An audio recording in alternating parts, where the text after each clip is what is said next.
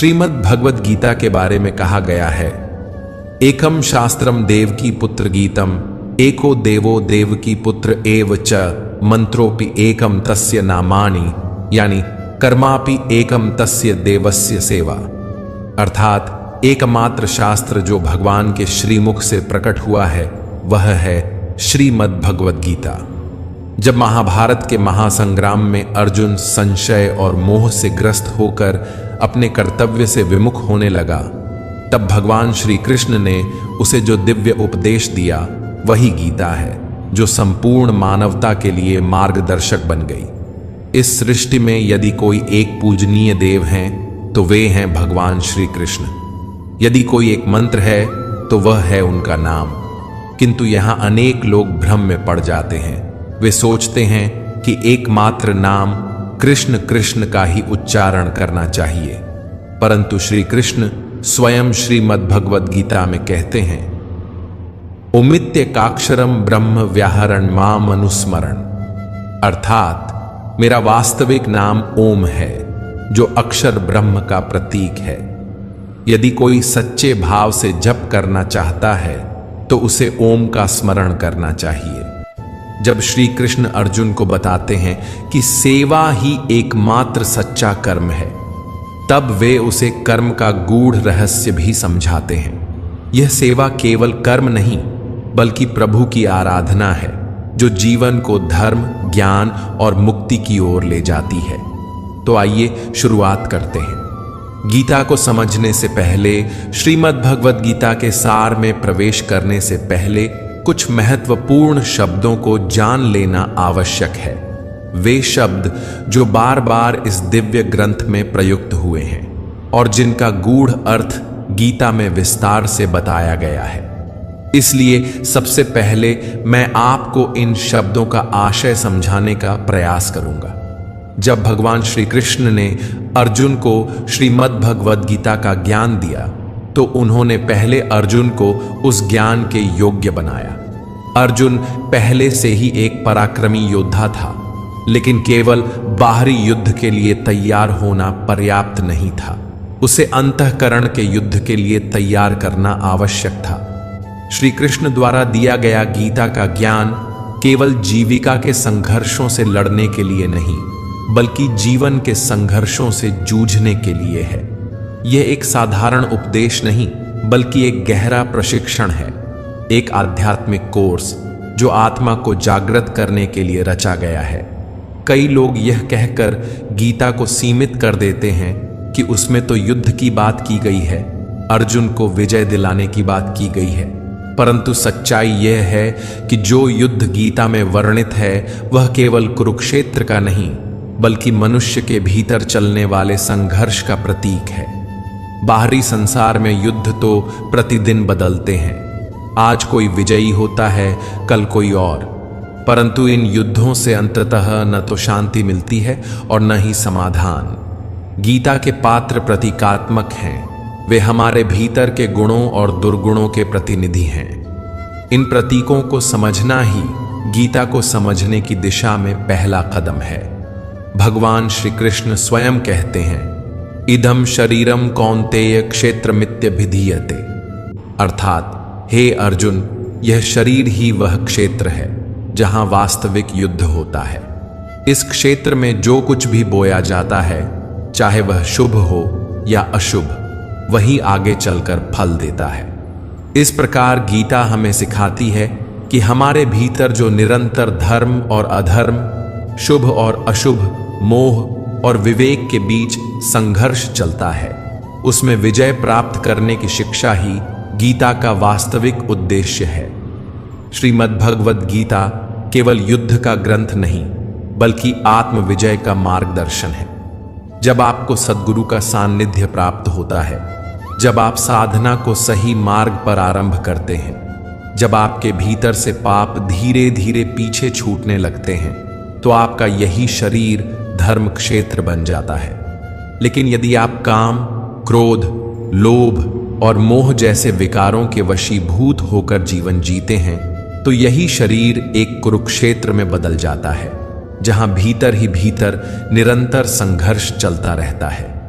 गुरु का अर्थ केवल एक व्यक्ति नहीं, बल्कि एक प्रेरणा है, एक आदेश है जो कहता है करो। यह एक प्रेरणास्पद पुकार है, क्योंकि हमारा चंचल मन और शरीर हर समय किसी न किसी क्रिया में लगा रहता है। जब हम कुछ भी नहीं कर रहे होते, तब भी हमारा मन सपने देखता रहता है, विचार करता है, कहीं न कहीं संलग्न रहता है। यदि हम प्रकृति और विषय वासनाओं की ओर आकर्षित होते हैं, तो हमारा शरीर कुरुक्षेत्र बन जाता है, जहां मोह, द्वेष और अज्ञान की सेनाएं आपस में टकराती हैं। परंतु जब हम परमात्मा की ओर मुड़ते हैं, उनके मार्ग पर चलने लगते हैं, तब यही शरीर धर्म क्षेत्र बन जाता है, जहां शांति, विवेक और आत्मज्ञान की विजय होती है। यही वास्तविक संघर्ष है धर्म क्षेत्र और कुरुक्षेत्र के बीच, और यह संघर्ष हमारे भीतर ही घटित होता है। अब जब बात धर्म क्षेत्र और कुरुक्षेत्र की हो रही है, तो यह समझना आवश्यक है कि हमारे अंतःकरण में दो प्रमुख प्रवृत्तियां सदैव सक्रिय रहती हैं, देवी संपदा और आसुरी संपदा। देवी संपदा का प्रतिनिधित्व करते हैं पुण्य रूपी पांडु और कर्तव्य रूपी कुंती। जब तक पुण्य का प्रकाश जागृत नहीं होता, तब तक हम अपने कार्यों को केवल सामाजिक या व्यावहारिक कर्तव्य समझकर करते हैं। लेकिन जैसे ही पुण्य जागता है, जैसे ही आत्मा में प्रकाश होता है, तभी देवी संपदा सजीव हो जाती है, और तभी हम सच्चे अर्थों में अपने कर्तव्यों को पहचान पाते हैं। क्योंकि बिना पुण्य के कर्तव्य केवल एक बोझ बन जाता है, लेकिन जब पुण्य जागृत होता है, तब कर्तव्य सेवा बन जाता है, योग बन जाता है, ईश्वर का माध्यम बन जाता है। कुंती ने पुण्य के जागृत होने से पहले, यानी पांडु के प्रकट होने से पहले, जो कुछ प्राप्त किया वह था कर्ण। कर्ण कोई साधारण पात्र नहीं है, वह हमारे भीतर जमी बंधनकारी रूढ़ियों का प्रतीक है। वे रूढ़ियां जो हमें बचपन से संस्कारों, मान्यताओं और सामाजिक मर्यादाओं के रूप में सिखा दी जाती है। कर्ण हमारे मन की वह परत है जो सच्चाई से पहले बनती है, जो जन्म से पहले नहीं, पर समझ के पहले से हमारे भीतर सक्रिय हो जाती है। यही कर्ण जब हमारे जीवन पर हावी रहता है, तब हम समाज और परंपराओं के अनुसार निर्णय लेते हैं, आत्मा की पुकार को दबाकर। परंतु जिस दिन पुण्य जागृत होता है, उसी दिन देवी संपदा भी प्रकट हो जाती है। और जब यह संपदा जागृत होती है, तो हमारे अंतःकरण में धर्म रूपी युधिष्ठिर का जन्म होता है, अनुराग रूपी अर्जुन उत्पन्न होता है। वह अर्जुन जो भगवान की ओर आकर्षित होता है, जिसने यह निर्णय ले लिया है कि उसे ईश्वर को पाना है, उस दिव्य ज्ञान को समझना है। और जब इस अनुराग का अंकुर आपके भीतर फूट पड़ता है, तभी आप भगवद गीता को समझने योग्य बनते हैं। फिर आपके भीतर भाव रूपी भीम जागृत होता है, वह प्रबल भावना जो धर्म के लिए हर चुनौती से टकराने को तैयार रहती है। नियम रूपी नकुल आपके जीवन में व्यवस्था लाता है, अनुशासन की भावना लाता है। सत्संग रूपी सहदेव आपको सत्संग की ओर, ज्ञान की ओर, साधुजनों की ओर ले जाता है। और साथ ही सात्विकता रूपी सात्विकी भी आपके स्वभाव में समा जाती है, जो आपके जीवन को निर्मल बनाती है। यही सात्विक प्रवृत्तियां जब एक साथ जागृत होती हैं, तो आपका मन कर्तव्य के द्वारा भाव पर विजय की ओर अग्रसर होता है। और यही कुंती भोज कहलाता है, जहां कर्म और भावना का संतुलन होता है। इन सातों प्रवृत्तियों को 7 अक्षौहिणी सेनाओं के रूप में दर्शाया गया है। अक्ष का अर्थ है दृष्टि, वह दृष्टिकोण जो सत्य की ओर देखता है। ये 7 सीढ़ियां हैं, 7 भूमिकाएं हैं जो हमें परमात्मा तक की यात्रा पर ले जाती हैं। ये गणनाएं केवल प्रतीक नहीं, बल्कि आत्मिक विकास के 7 चरण हैं।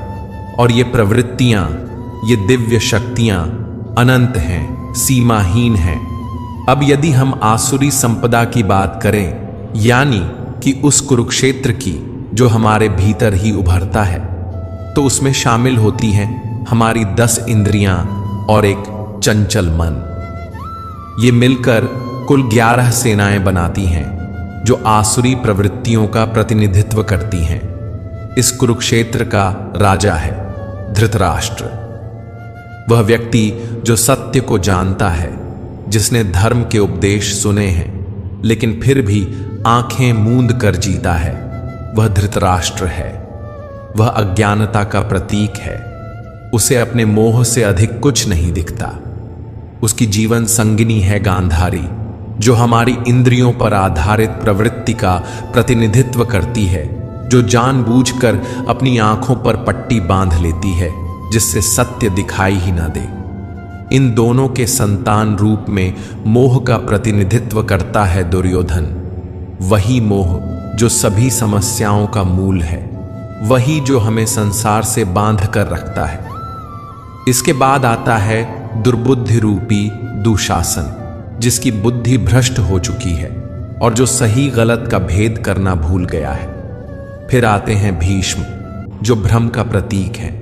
भ्रम के कारण ही मनुष्य जीवन भर किसी एक सत्य को पकड़ नहीं पाता। इन पात्रों और प्रवृत्तियों का विस्तार गीता में प्रतीकात्मक भाषा में किया गया है, ताकि हम अपने भीतर चल रहे धर्म और अधर्म के युद्ध को पहचान सकें और जीत का मार्ग चुन सकें। इनके बारे में आगे विस्तार से बात करेंगे। इन सभी पात्रों और प्रवृत्तियों के बीच एक और पुण्यात्मा विद्यमान है, विदुर। वह स्वयं अज्ञान के वातावरण में रहता है, परंतु उसकी दृष्टि सदैव पांडवों के कर्मों पर टिकी रहती है। उसका मन, उसकी चेतना हमेशा धर्म की ओर आकृष्ट रहती है। वह उनके साथ जुड़ना चाहता है, उनके मार्ग पर चलना चाहता है। विदुर वह पात्र है जो अधर्म के बीच रहकर भी धर्म की तलाश करता है, अज्ञान में रहते हुए भी प्रकाश की ओर बढ़ने का प्रयास करता है। यही उसकी विशेषता है। अब आइए श्रीमद् भगवद गीता के प्रथम अध्याय की ओर बढ़ते हैं और समझते हैं कि इस अध्याय से हमें क्या सीख मिलती है। मैं यहाँ सरल और सहज शब्दों में कुछ महत्वपूर्ण बातें आपके सामने रखने का प्रयास करूंगा। श्रीमद् भगवद गीता के प्रथम अध्याय का पहला श्लोक है, धृतराष्ट्र उवाच धर्मक्षेत्रे कुरुक्षेत्रे संवेता युयुत्सवः माम का पांडवाश्चैव किम कुर्वत संजय। इस श्लोक में धृतराष्ट्र, जो जन्म से अंधे थे, संजय से प्रश्न करते हैं। यद्यपि वे शारीरिक रूप से दृष्टिहीन थे, फिर भी उन्होंने महाभारत का संपूर्ण युद्ध देखा, परंतु किसके माध्यम से? संजय के माध्यम से। धृतराष्ट्र यहां अज्ञानता का प्रतीक है और संजय प्रतीक हैं संयम और विवेक के। धृतराष्ट्र पूछते हैं, हे संजय, धर्म क्षेत्र कुरुक्षेत्र में जो युद्ध की इच्छा से मेरे और पांडु के पुत्र एकत्र हुए हैं, उन्होंने आखिर किया क्या? यह प्रश्न केवल युद्ध के आरंभ को जानने का नहीं, बल्कि अज्ञान द्वारा विवेक से पूछे गए एक गूढ़ प्रश्न का प्रतीक है। यह समझना आवश्यक है कि अज्ञानता धृतराष्ट्र स्वयं देख नहीं सकती, समझ नहीं सकती। उसे विवेक और संयम संजय के माध्यम से ही सत्य का ज्ञान हो सकता है। यह वह स्थिति है जब मनुष्य अंधकार में होता है, लेकिन उसका भीतर कहीं ना कहीं यह जानना चाहता है कि सत्य क्या है, धर्म क्या है और उसका मार्ग कौन सा है। लेकिन जब तक मोह रूपी दुर्योधन यानी अज्ञानता का पुत्र जीवित रहेगा, धृतराष्ट्र की दृष्टि सदैव कौरवों की ओर ही रहेगी। उसकी सोच सीमित, पक्षपातपूर्ण और विकारों से ग्रस्त रहेगी। यही गीता की शुरुआत की मूल चेतावनी है। जैसा कि श्री कृष्ण ने स्वयं गीता में कहा है, इदम शरीरम कौन्तेय क्षेत्र मित्यभिधीयते। हे अर्जुन, यह शरीर ही क्षेत्र है। यह युद्ध का मैदान सिर्फ कुरुक्षेत्र नहीं है, बल्कि हमारा शरीर, हमारा मन, हमारी चेतना ही वह क्षेत्र है जहां धर्म और अधर्म, ज्ञान और अज्ञान, संयम और मोह के बीच निरंतर युद्ध चल रहा है। श्रीमद् भगवद गीता का प्रथम अध्याय इसी भीतरी युद्ध की भूमिका है जिसे समझे बिना गीता का मर्म नहीं समझा जा सकता। जैसे जैसे आप श्रीमद् भागवत गीता का अध्ययन करते जाएंगे, आप पाएंगे कि प्रारंभिक अध्यायों में अनेक पात्रों का उल्लेख होता है, किंतु आगे चलकर संवाद केवल भगवान श्री कृष्ण और अर्जुन के बीच सीमित रह जाता है। इसका एक गूढ़ संकेत है, यह दिव्य ज्ञान केवल उस अनुरागी अर्जुन के लिए है जिसने शरणागति को अपनाया है, क्योंकि जब तक व्यक्ति स्वयं भगवान को पाने की तीव्र इच्छा नहीं करता, तब तक गीता का ज्ञान उसके भीतर नहीं उतरता। अब यदि हम प्रथम अध्याय के 11वें श्लोक को देखें तो वहां दुर्योधन अपने गुरु द्रोणाचार्य से कहता है, अयनेषु च सर्वेषु यथा भागम वस्थिता भीष्म मेवाभिरक्षन्तु भवन्तः सर्व एव ही।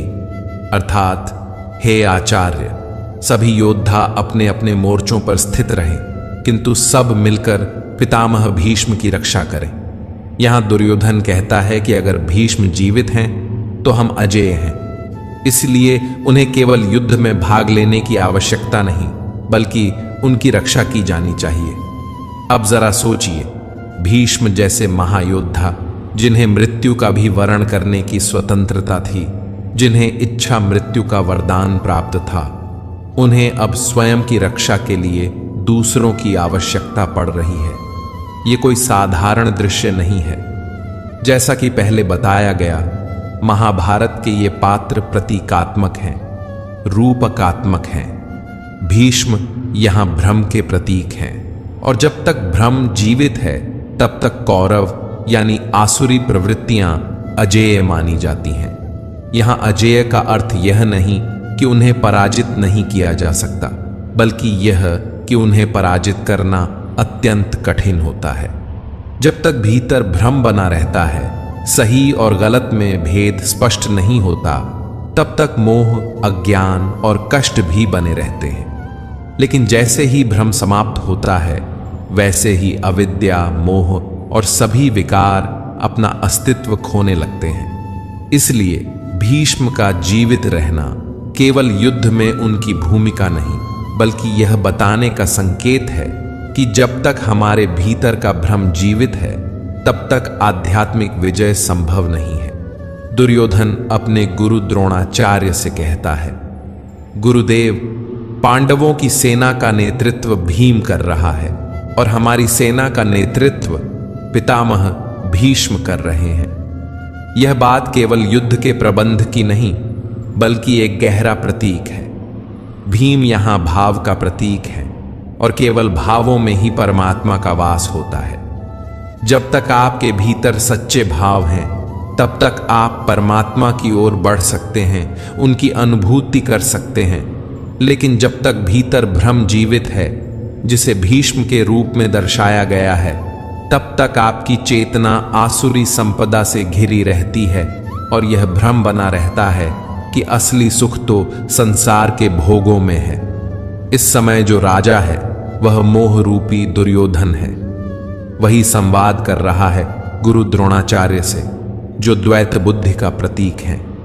द्वैत यानी मैं अलग हूं और परमात्मा अलग है। जब तक यह अनुभूति बनी रहती है कि हम और ईश्वर अलग हैं, तब तक वह द्रोणाचार्य जीवित रहते हैं। आचार्य द्रोण के बारे में कहा जाता है कि जब तक उनके हाथ में शस्त्र है, उन्हें कोई पराजित नहीं कर सकता। वे अजेय हैं, और यही द्वैत बुद्धि का स्वभाव भी है, जो तब तक टूटती नहीं जब तक कि उसे भीतर से कोई गहरी चोट न दी जाए। तब भगवान श्री कृष्ण ने एक युक्ति रची। उन्होंने कहा, कौरवों की सेना में एक हाथी है जिसका नाम अश्वत्थामा है। अगर उसे मार दिया जाए और यह प्रचार कर दिया जाए कि अश्वत्थामा मारा गया, तो द्रोणाचार्य इसे अपने पुत्र की मृत्यु समझ लेंगे। यही हुआ। भीम ने अश्वत्थामा नामक हाथी को मार दिया। फिर युधिष्ठिर ने सत्य को न तोड़ते हुए धीरे से कहा, अश्वत्थामा हथ, और बाकी शब्द नर व कुंजरा, मनुष्य या हाथी, धीमे स्वर में बोले। द्रोणाचार्य ने केवल पहले भाग को सुना और मान लिया कि उनका पुत्र मर गया है। उनके हाथ से धनुष छूट गया, वे निष्प्राण से युद्ध भूमि में बैठ गए और तब उनकी मृत्यु हुई। यहां मृत्यु किसी अस्त्र से नहीं हुई, मृत्यु हुई मोह से। जिस पुत्र से अत्यधिक आसक्ति थी, उसी के खोने की कल्पना ने उन्हें पराजित कर दिया। और इस कथा का सबसे गहरा संकेत है अश्वत्थामा का अमर होना। अश्वत्थामा प्रतीक है उस मोह का, उस लगाव का जो मनुष्य को जन्म जन्मांतरों तक बांधे रखता है। जब तक आत्मज्ञान नहीं होता, जब तक मोक्ष नहीं प्राप्त होता, यह मोह किसी न किसी रूप में जीवित रहता है। इसलिए अश्वत्थामा को अमर कहा गया है। वह आज भी जीवित है क्योंकि मोह आज भी हमारे भीतर है। श्रीमद् भगवद गीता के प्रथम अध्याय के श्लोक 15 में वर्णित है, पांचजन्यम ऋषिकेशो देवदत्तम धनंजय पौंड्रम दद्मो महाशंखम भीमकर्मा वृकोदर। अर्थात ऋषिकेश जो कि समस्त इंद्रियों के स्वामी हैं, भगवान श्री कृष्ण ने पांचजन्य नामक शंख बजाया। अर्जुन ने देवदत्त शंख और भीम ने पौंड्र नामक महान शंख ध्वनित किया। यहां पांचजन्य केवल एक शंख नहीं है, यह हमारी पांचों ज्ञानेंद्रियों नेत्र, नासिका, जिह्वा, त्वचा, कर्ण का प्रतीक है। भगवान जब इसे ध्वनित करते हैं तो यह उद्घोष करते हैं कि अब ये इंद्रियां संसार में भटकने के लिए नहीं बल्कि परमात्मा के अधीन होने के लिए तैयार हैं। पांचों इंद्रियों को संयमित कर भक्त की श्रेणी में लाने का यह आह्वान है। भगवान श्री कृष्ण केवल एक सारथी नहीं, सद्गुरु हैं, योगेश्वर हैं। जब अर्जुन युद्ध भूमि में भ्रमित हो गया, मोह से भर गया, तब उसने श्री कृष्ण से कहा, शिष्यस्ते हम शादिमा त्वां प्रपन्नम। अर्थात हे प्रभु, मैं अब आपका शिष्य हूं, आपकी शरण में हूं। मुझे ज्ञान दीजिए, मेरा मार्गदर्शन कीजिए, मुझे पार लगाइए। जब तक कोई शिष्य स्वयं को पूर्णतः भगवान के हवाले नहीं करता, जब तक भगवान स्वयं उसके हाथ नहीं थामते, तब तक सच्चे अर्थों में साधना, ध्यान, भजन या आत्मान्वेषण की यात्रा आरंभ नहीं होती। अब बात करते हैं शिखंडी की, जिसे कभी शिखंडिनी कहा गया। यह नाम मात्र एक योद्धा का नहीं बल्कि एक गहरा प्रतीक है। यथार्थ गीता में स्वामी जी कहते हैं कि शिखंडी का अर्थ है शिखा सूत्र का त्याग। अर्थात जब व्यक्ति अपने बाह्य आडंबर, जातिगत अभिमान, कर्मकांड की दिखावे वाली प्रवृत्तियों को त्याग देता है, जब वह केवल सत्य की खोज में लग जाता है, तब वह शिखंडी बनता है।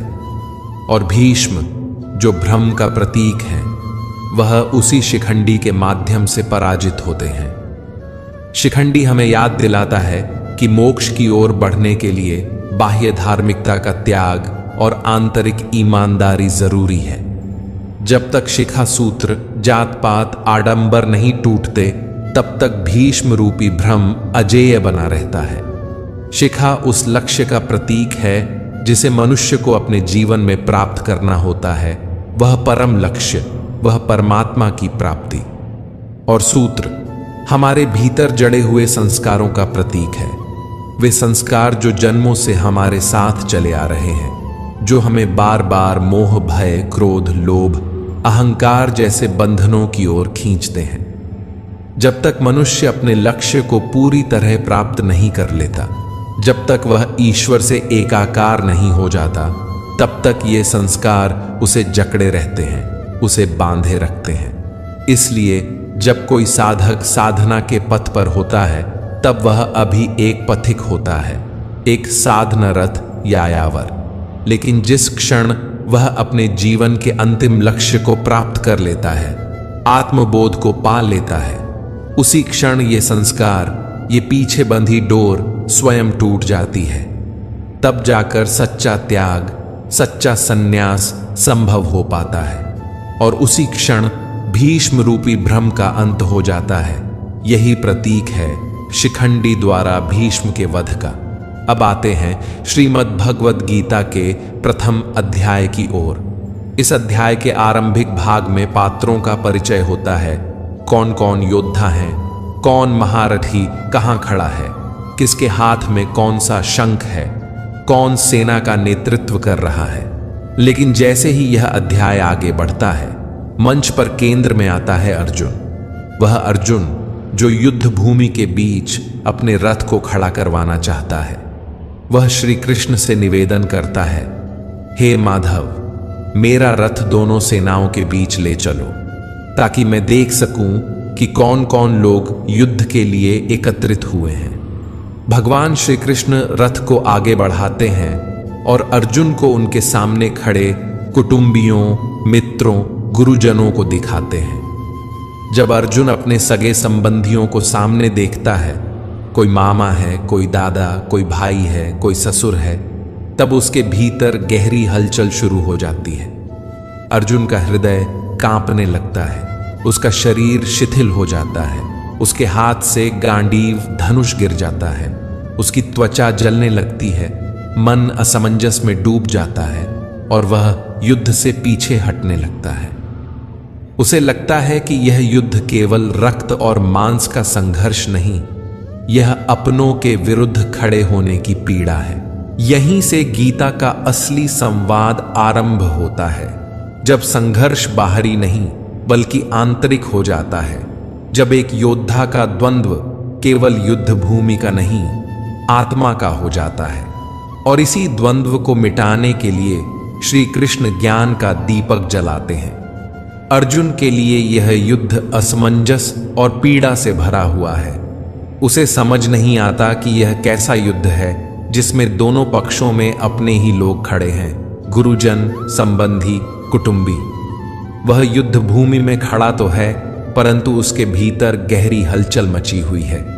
वह श्री कृष्ण से कहता है, हे माधव, मेरे शरीर में कंपन हो रहा है, मेरा गांडीव हाथ से गिर रहा है और मेरी त्वचा जल रही है। यह युद्ध तो मुझे विनाश की ओर ले जाता प्रतीत हो रहा है, न कि कल्याण की ओर। अर्जुन इस क्षण तक श्री कृष्ण को केवल एक मित्र मानता है, एक सखा, एक सारथी। वह अब भी यह नहीं जानता कि सामने जो खड़ा है वह स्वयं परमेश्वर का अवतार है, वही योगेश्वर है जो उसे शीघ्र ही गीता का दिव्य ज्ञान देने वाले हैं। यह वही श्री कृष्ण हैं जिनका विराट स्वरूप उसे 11वें अध्याय में देखने को मिलेगा। लेकिन अभी तक उसकी दृष्टि मोह के पर्दे से ढकी हुई है। अर्जुन के भीतर जो द्वंद्व है वह केवल व्यक्तिगत नहीं है, वह सामाजिक भी है। प्रथम अध्याय के 41वें श्लोक में वह कहता है, अधर्माभिभवात् कृष्ण प्रदुष्यन्ति कुलस्त्रियः स्त्रीषु दुष्टासु वार्ष्णेय जायते वर्णसंकर। हे कृष्ण, जब अधर्म बढ़ता है तो कुल की स्त्रियां दूषित हो जाती हैं और स्त्रियों के दूषित होने से वर्ण संकर संतानों की उत्पत्ति होती है। यह अर्जुन की उस पुरातन सामाजिक मान्यता का प्रतिबिंब है जिसमें कुल की मर्यादा स्त्रियों की शुद्धता पर आधारित मानी जाती थी। अर्जुन इस मान्यता के आधार पर युद्ध को टालने के तर्क गढ़ रहा है, परंतु यही वह क्षण है जब श्री कृष्ण का मौन टूटता है। आगे चलकर वह स्पष्ट करते हैं कि सच्चा धर्म बाह्य कुलों की शुद्धता नहीं बल्कि अंतःकरण की शुद्धता है। वे यह समझाते हैं कि यदि किसी के मन में भ्रम है, मोह है, द्वेष है, तो उसका हर निर्णय अपवित्र होगा, चाहे वह कुल की रक्षा के नाम पर हो या किसी आदर्श के नाम पर। भगवान श्री कृष्ण आगे यह भी स्पष्ट करते हैं कि जब कोई भक्त, चाहे वह वर्ण, लिंग, कुल या जाति से जो भी हो, पूर्ण श्रद्धा और समर्पण से आराधना करता है तो वह मेरी दृष्टि में पूर्ण रूप से शुद्ध और मोक्ष का अधिकारी होता है। इस प्रकार अर्जुन की हर शंका, हर सामाजिक मान्यता को श्री कृष्ण धीरे धीरे खंडित करते हैं और उसे उस उच्चतर ज्ञान की ओर ले जाते हैं जहां न तो वर्ण बचता है, न कुल, न स्त्री, न पुरुष। केवल एक ही तत्व बचता है, आत्मा, जो नित्य है, शुद्ध है और अनंत है। अर्जुन कहता है, हे माधव, यदि यह युद्ध पाप का कारण है तो मैं त्रिलोक का साम्राज्य भी नहीं चाहता। उसके मन में इस समय तीव्र द्वंद्व है।